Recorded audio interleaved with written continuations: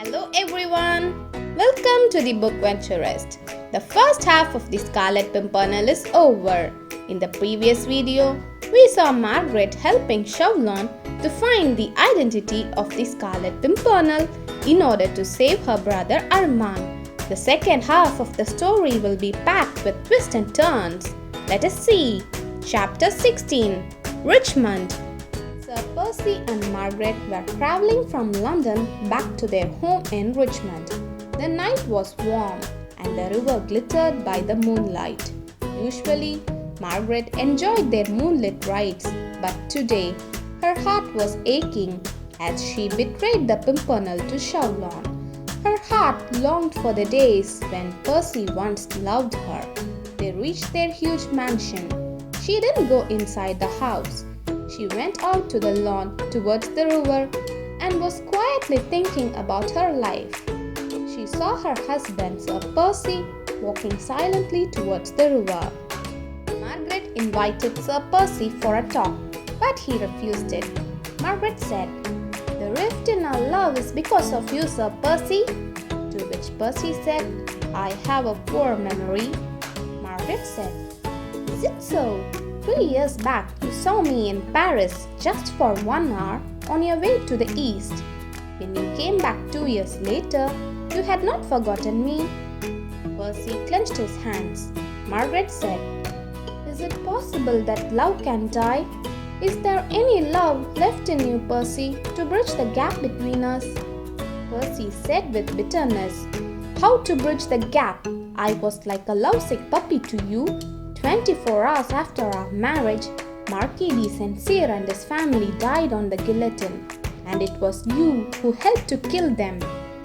Margaret said, "How come you believed these rumors without proof? I myself told you the truth.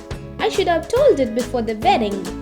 I was using my influence till the last moment to save him and his family. I was tricked by men who knew how to play upon my love for my brother."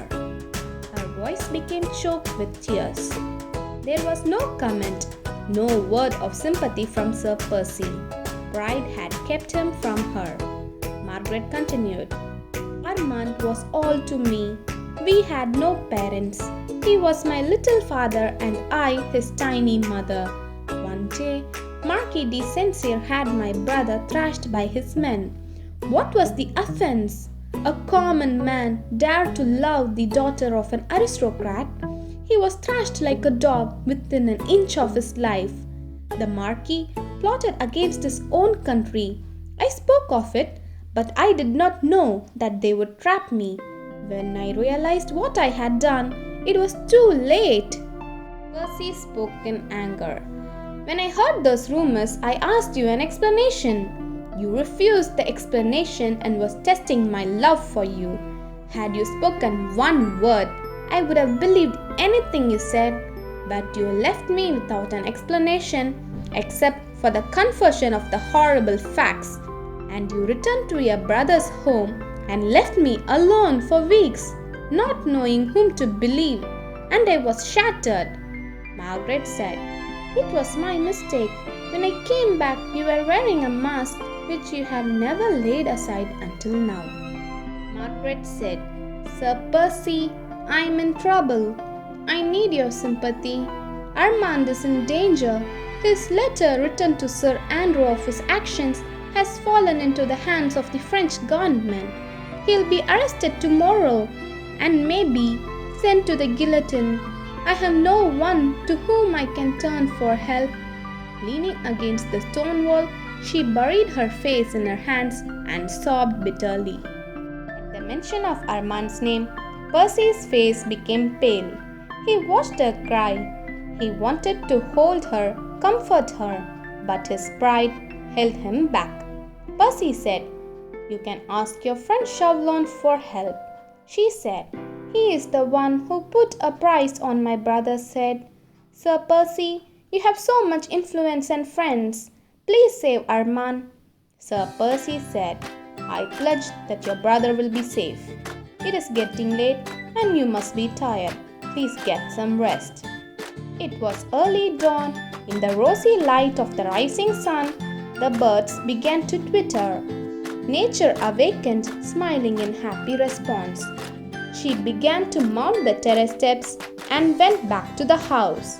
Hot tears were in her eyes.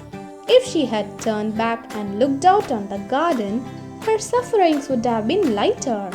At last, pride had gone away. Percy was madly, passionately in love.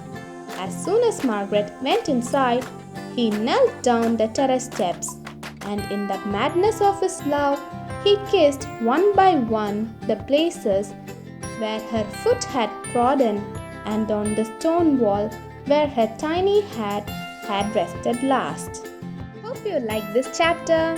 Thanks for watching. See you soon in the next episode. Tata, bye bye.